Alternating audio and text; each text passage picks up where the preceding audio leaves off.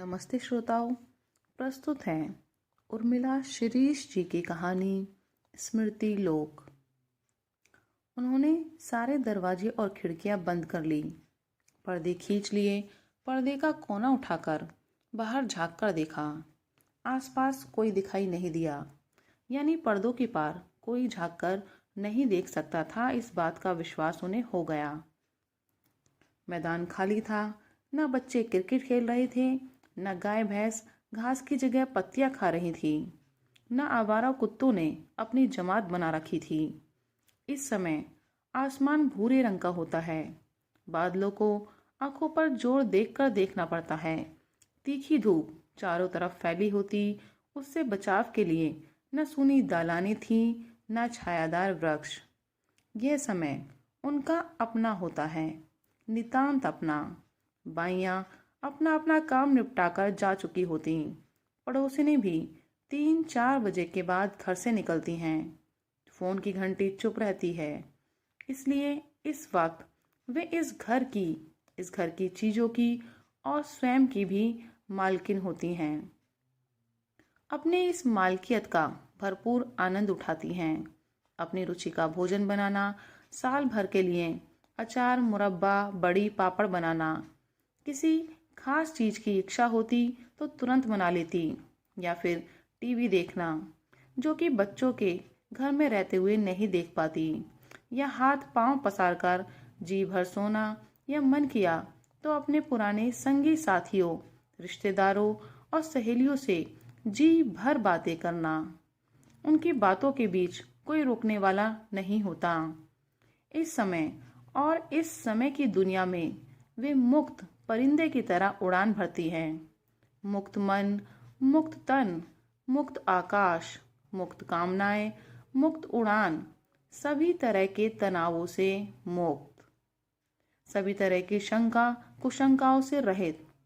पर आज उन्हें एक जरूरी काम करना था। इस काम में उन्हें किसी की दखल अंदाजी नहीं चाहिए थी। सो उन्होंने दीवार से टिककर लकड़ी से धकियाते हुए पेटी को दीवार के नीचे से निकाला। पेटी जो लगभग 35 साल पुरानी हो चुकी है। पेटी की आयु बढ़ाने के लिए समय समय पर वे उसका रंग रोगन करती रहती, कुंदा बदलवाती रही, 3-4 बार पेंट करवाया। इस बीच कई खूबसूरत मजबूत अलमारियां आई, पर पेटी और पेटी की सत्ता अपनी जगह कायम रही। पेटी अपनी ठसक, विश्वसनीयता और हैसियत को बनाए रही। ऐसा इस पेटी में क्या है माई, जो उसे छाती से चिपकाए रखती हो? कचरा निकाल कर फेंक दो। जो सामान ठीक ठाक या काम का हो उसे अलमारी में रख लो। कितनी जगह घेरती है ये पेटी। तब माई का चेहरा उतर जाता। बच्चों की सहज हंसी भरी बात उनके भीतर कील की तरह गड़ जाती। उन्हें लगता अपमान पेटी का नहीं, उनका किया जा रहा है। आज पेटी के लिए जगह नहीं है तो क्या कल उनके लिए भी जगह नहीं रहेगी? फिर इस पेटी को कैसे बचाया जाए, कहाँ रखा जाए, सबकी नजरों से छुपाकर? इसी सोच विचार में उनका समय निकल जाता। उनकी निगाहें घर के हर कोने में ठहर जाती। छत से लेकर बाहर के बरामदे तक वे पेटी के लिए जगह तलाशती। फिर एकाएक उन्हें यह जगह ठीक लगी थी, दीवान के नीचे, जहां से ना पेटी दिखती थी और ना उसका रंग, ना उसे कोई हाथ लगा सकता था और ना ही फालतू समझकर फेंक सकता था। हाँ, निकालने और रखने के लिए एक आदमी की मदद जरूर लगती थी, सो उन्होंने इसका भी एक तरीका निकाल लिया था। दीवार से पीठ को लगाकर लकड़ी से उसे धक्का देकर बाहर खिसका लेना। अपनी इस तरकीब पर उन्हें खुशी भी हुई थी और गर्व भी। तुम लोगों को शर्म आती थी ना मेरी पुरानी पेटी को देखकर? अब मेरी पेटी ना तो जगह घेरेगी ना तुम्हें दिखाई देगी, वे पेटी का बचाव करती हुई बोली थी। वे कैसे समझाएं बच्चों को कि पेटी उन्हें फालतू, बदसूरत, भद्दी और पुराने जमाने की चीज लगती है? वे उनके लिए कितनी और किस मायने में महत्व रखती थी। यह पेटी उनके जीवन और पति की स्मृतियों का जीता जागता संग्रह है। पति के अंतिम समय तक यह पेटी उनके पलंग के नीचे रहती थी। छोटा सा ताला लटका रहता था। इसे खोलने की इजाज़त किसी को न थी, बल्कि कई दफ़े बच्चों को गहरी उत्सुकता यही थी कि पेटी को खोलकर देखा जाए। पर पिता का डर इतना कि उसे छूने के पहले कई बार सोचना पड़ता था। पति की मृत्यु के बाद उसे उन्होंने अपना संरक्षण में ले लिया था। पेटी उनकी सहचरी बन गई थी, हमराज हो गई थी। जब जब भी उनके पास कोई चीज आई या रुपए पैसे बचे, उपहार में मिले चांदी सोने के सिक्के, जेवर, सबको कपड़े में लपेटकर वे इसी पेटी में डाल दिया करती थीं। दुनिया भर का सामान जिसका कोई हिसाब किताब नहीं था, इसी पेटी में समा गया था। इतना ही नहीं, बच्चों के परिवार से, रिश्तेदारों से, बचपन से लेकर उनके शादी ब्याह तक की चीजें इसी पेटी में स्थान पाती गई थीं। यह पेटी जीवित और मृत, सुंदर और असुंदर, प्रेम और मोह, वैराग्य और मोक्ष की ऐसी जगह बन गई थी जहां मनुष्य का मन अटक कर रह जाता है या उस परिंदे की तरह बन जाता है जो बार बार उसी पेड़ पर लौट कर आता है जहां कभी उसने घोंसला बनाया था। यह पेटी अतीत से लेकर वर्तमान तक की यात्रा की साक्षी थी, सहभागी थी। पेटी को पास में खींचकर उन्होंने उसे थपथपाया, महीनों से जमी धूल और जालों को कपड़े से साफ किया। पुरानी धूल की गंध से उन्हें जोर का ठसका लगा। पता नहीं कितनी देर तक वे खांसती रहीं। बेटे या बेटी को पता चलेगा तो चिल्लाएंगे कि यह सब करने की क्या जरूरत थी, क्या यह काम बाई से नहीं करवाया जा सकता था। पर वे उन दोनों को कैसे समझाएं कि कुछ चीजें गैरों का हाथ लगने से और मैली हो जाती हैं। गीला कपड़ा करके वे पेटी को करीने से पोंछने लगी। उनका हाथ यूं चल रहा था जैसे पेटी ना हो, नाजुक बच्चे का कोमल, सुंदर और रेशमी शरीर हो। अब पेटी का रंग चमक उठा था। हल्का सा ग्लानि का भाव उनके मन को उद्विग्न कर गया कि इतने महीनों से क्यों नहीं उन्होंने पेटी की सफाई की। चाबी निकालकर ताला खोला। उन्होंने घड़ी की तरफ बेचैन निगाहों से देखा। अभी 2 घंटे शेष थे बच्चों के लौटने में। बहुत ही तल्लीनता से सामने पेटी खोलकर जमीन पर बैठ गईं। पेटी के भीतर से आती गंध उन्हें भीतर तक सिहरा गई। इस गंध में डूबी चीजों को वे एक एक करके निकालती जा रही थीं। सामान को झाड़ती झड़ाती, खोलती, फटकारती, फैलाती, ध्यान से देखती। वे समय को अपने सामने से गुजरते हुए देख रही थी। समय जो आगे जाता है भविष्य की ओर। इस समय पीछे लौट रहा था अतीत में, अतीत के साए में। पुराने एल्बम के पन्ने पलटते हुए वे अतीत में जाकर खड़ी हो गई। हालांकि एल्बम में पीलापन आ गया था, जगह जगह चकत्ते पड़ गए थे, ठीक वैसे ही जैसे इन दिनों आपसी संबंधों में। कितना बड़ा परिवार था, 17 लोगों का। वे सबसे छोटी थी। उनका विवाह भी सबसे बाद में हुआ था। और वे विवाह भी क्या था, वे अपनी माँ के साथ रहती थी। माँ दाई थी। वहीं पर थे बाबूलाल कंपाउंडर। उनकी पत्नी गुजर गई थी।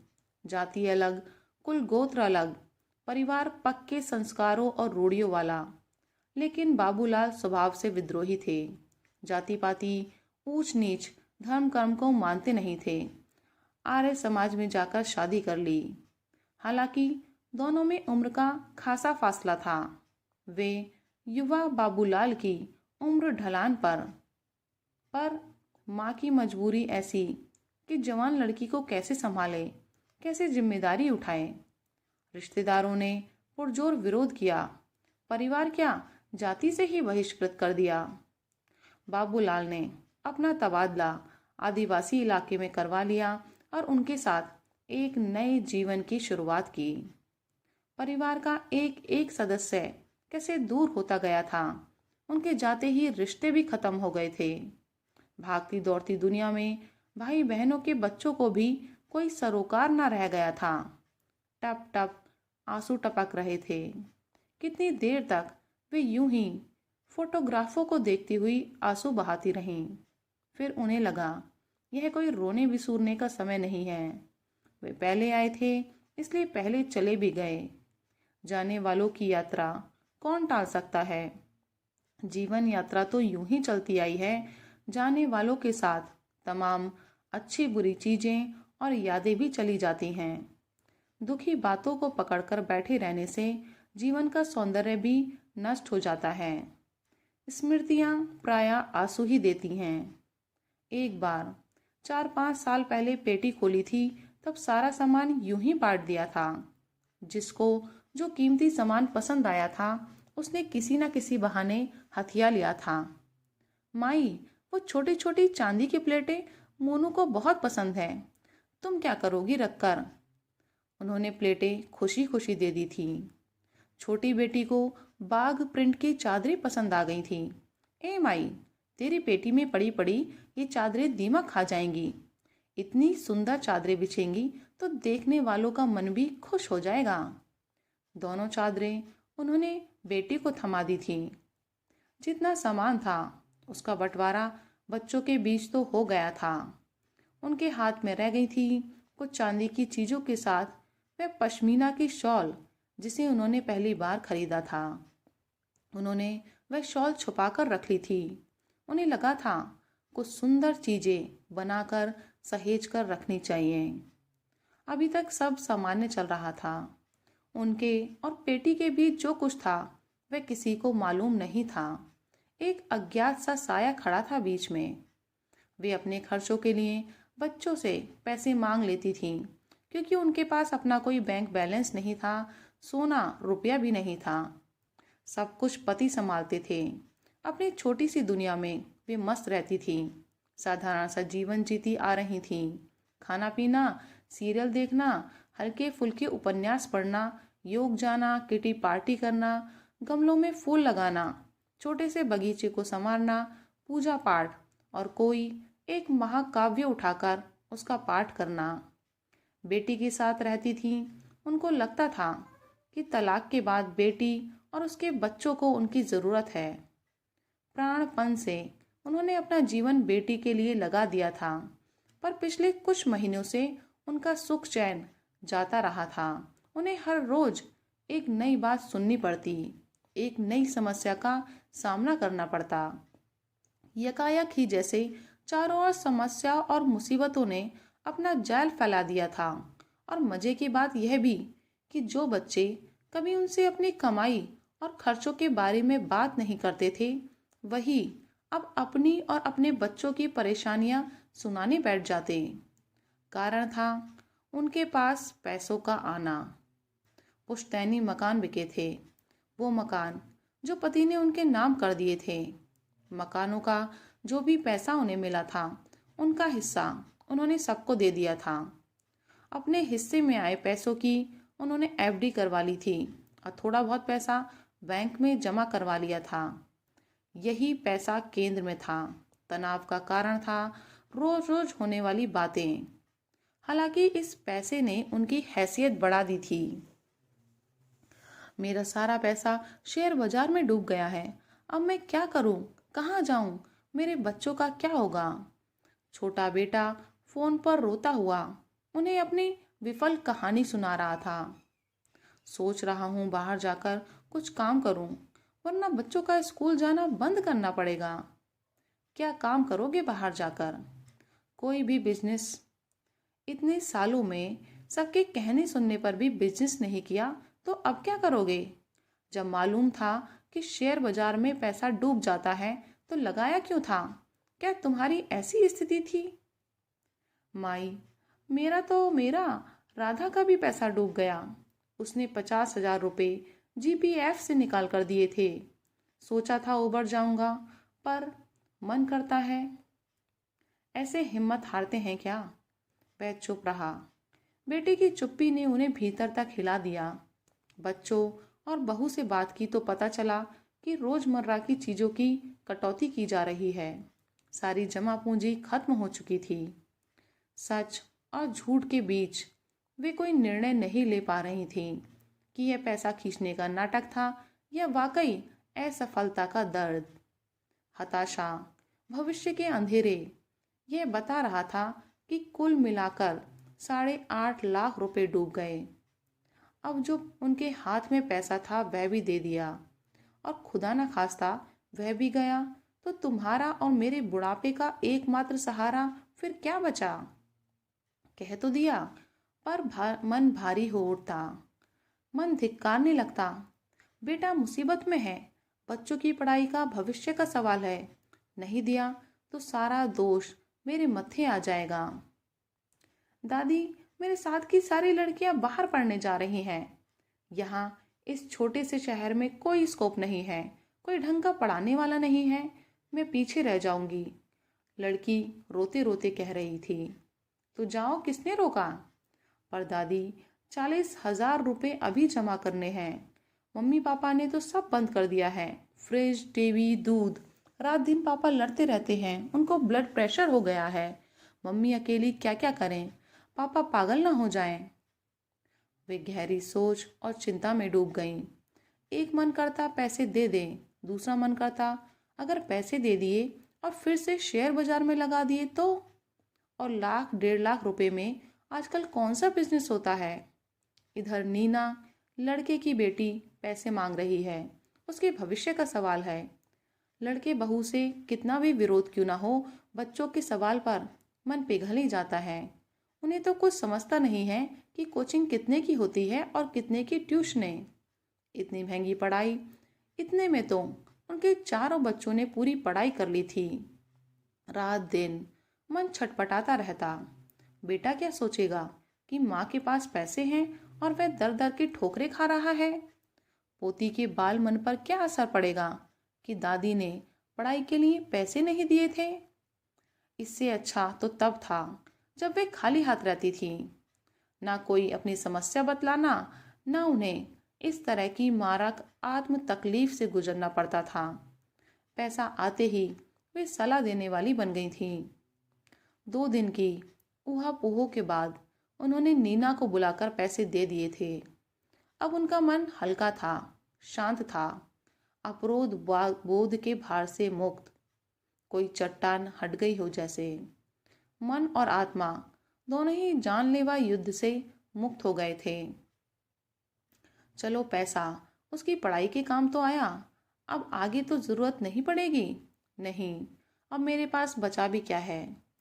बाद में पता चला कि पहले दिए रुपयों में से बेटे ने 50,000 रुपये लड़की के नाम जमा करवा दिए थे, एफडी के रूप में। उनके मन को, विश्वास को, निश्चल चिंता को गहरा आघात लगा था। आघात इसलिए भी लगा था कि उसने पैसों के लिए अपनी अबोध लड़की को भी साजिश में शामिल कर लिया था। एक एक पैसा वसूल कर रहा है, ब्लैकमेल कर रहा है, अब भूलकर भी पैसे मत दे देना। सुनकर बड़े बेटे ने नसीहत दी। मुझको शक है कि वह पैसा भी शेयर बाजार में डुबा देगा। मैं कह रहा हूँ कि वह फिर कोई कहानी सुनाएगा और तू पिघल जाएगी। तू बचाकर पैसा। उन्होंने हिसाब लगाया।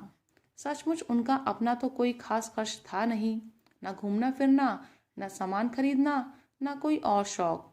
जबकि हम उम्र महिलाएं देश भ्रमण या तीर्थ यात्रा पर निकलती हैं।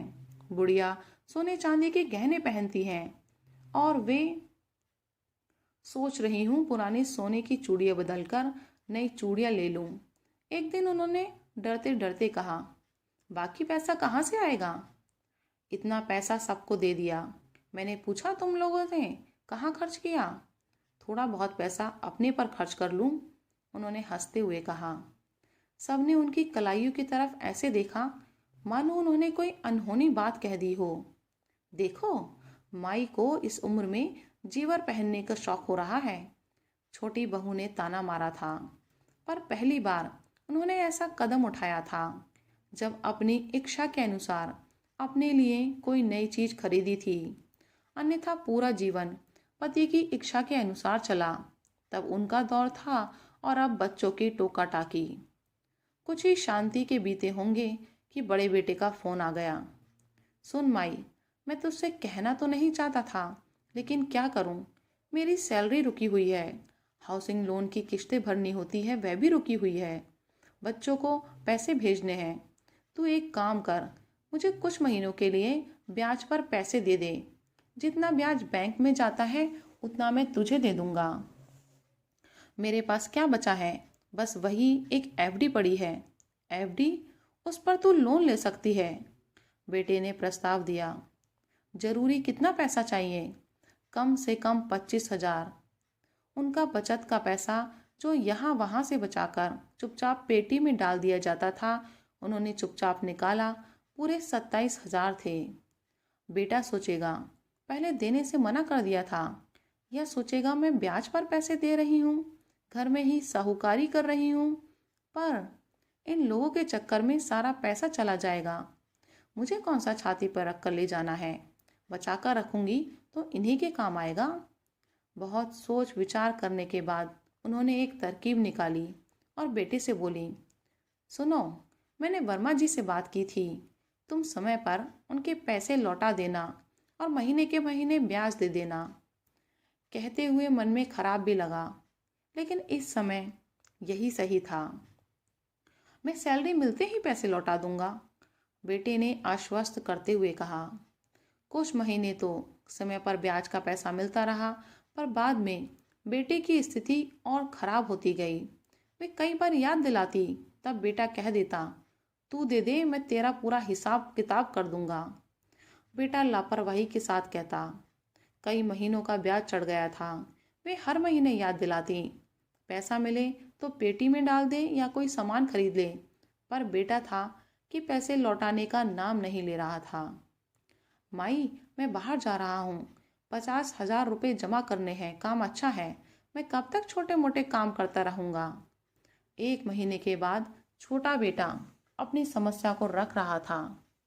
देखो नरेश, साफ साफ सुन लो, मेरे पास बिल्कुल पैसे नहीं हैं। मैं जितना दे सकती थी दे चुकी हूँ। एफडी तो है, उस पर लोन लेकर दे दो, मैं सारी किश्तें चुका दूंगा और तेरी एफडी भी बची रहेगी। नहीं, यह सब नहीं होगा, अपनी व्यवस्था खुद करो। गुस्से में आकर उन्होंने फ़ोन रख दिया।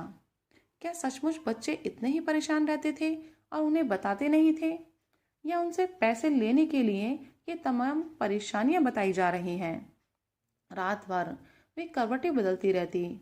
मन करता क्या रखा है इन पैसों में, दे दो, सब दे दो, खाली कर लो अपने आप को। हो सकता है इन पैसों से उसका काम चल निकले, रोज रोज मांगने की नौबत ही ना आए। माई, तुझे किस चीज की कमी है क्या? मैं सारा पैसा वापस कर दूंगा। बेटा मिन्नत कर रहा था, अपने लिए सहारा तलाश रहा था। क्यों रे, जिस उम्र में तुम सबको मेरी देखभाल करनी चाहिए, उस उम्र में मैं तुम लोगों की चिंता कर रही हूँ। रात दिन चिंता में घुलती रहती हूँ। ऐसे भी क्या करते हो तुम लोग कि हमेशा पैसों की तंगी बनी रहती है? कहने को तो कह दिया, पर मन ही मन घबरा भी रही थी। लग रहा था चारों तरफ से घिर गई है। कहीं निकलकर अपना मन हल्का करना चाहती थी। सो कुछ दिन बाद उन्होंने घोषणा कर दी कि वे चारों धाम की यात्रा पर जा रही हैं। अकेले, इस उम्र में? तबीयत खराब हो गई या कुछ और हो गया तो? कुछ नहीं होगा, मेरा भी मन करता है कि मैं बाहर निकलूं, घूमूं। तुम लोग तो कहीं ले जाती नहीं, तुम्हारे पिता ने कभी घर से बाहर नहीं निकलने दिया। देखो, माई कितनी स्वार्थी हो गई है, अकेले घूमने जा रही है, हम लोगों को भी नहीं ले जा रही। बच्चे उन्हें चिढ़ा रहे थे। कितना पैसा लगेगा? कितना भी लग जाए, तुम लोगों को तुम्हारा पैसा मिल गया ना, मैंने अपना हिस्सा भी दे दिया। हमको क्या करना है, वे चाहे जो करें, हमें कोई हक नहीं बनता कि उन्हें रोके टोके उनसे हिसाब किताब पूछें।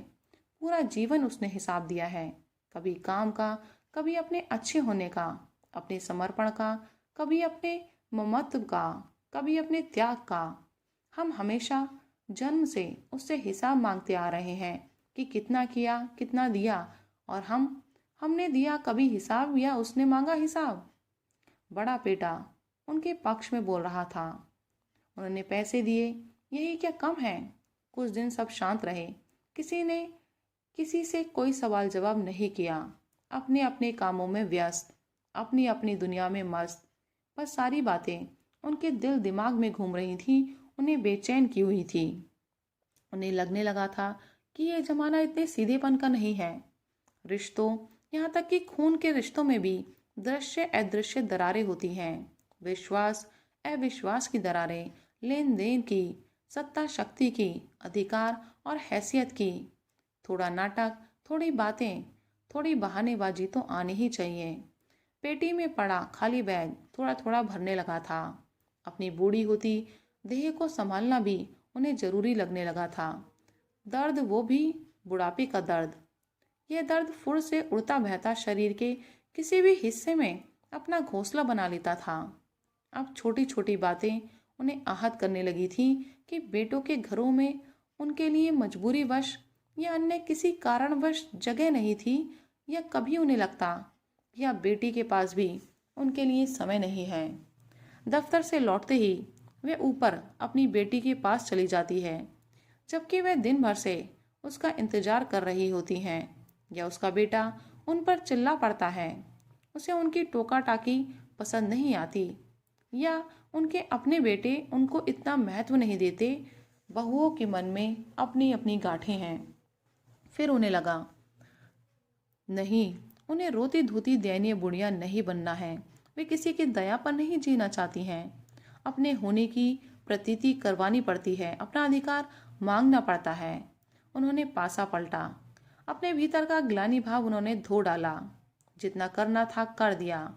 अब वे बच्चों को रेस्टोरेंट ले जाती, मोहल्ले में होने वाले समारोह में भाग लेती, किटी पार्टी में जाती, सारे त्योहार पर सबको आमंत्रित करती, खुद भी सलीके से रहती, बालों को रंगती, आइसक्रीम कोल्ड ड्रिंक्स बुलाकर पीती।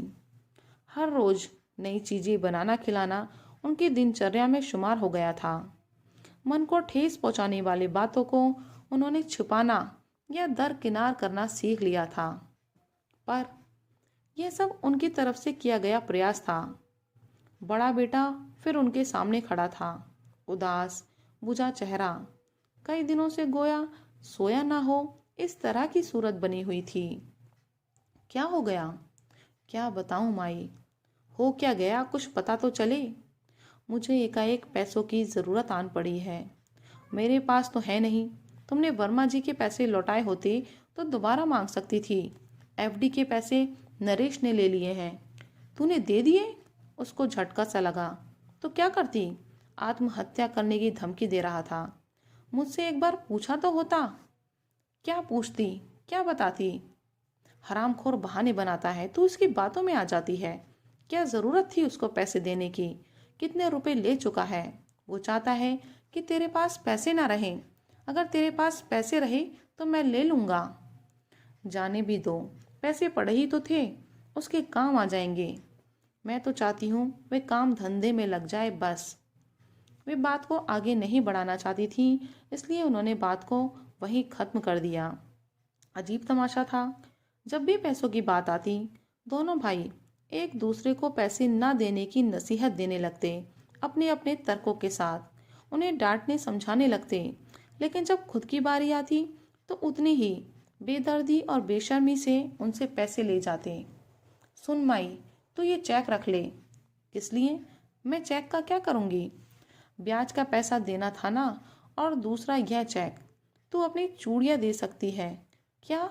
एक हफ्ते बाद उठाकर दे दूंगा। वे उसका चेहरा देखती रह गईं, अंदर जैसे आंधी उठी हो। अपनी तमाम शिकायतों, गुस्से, क्षोभ और नसीहतों को जब्त किए रहीं। समझ में नहीं आ रहा था कि क्या कहें, क्या नहीं। उनकी इकलौती स्त्री धन चूड़ियां भी जा रही थी।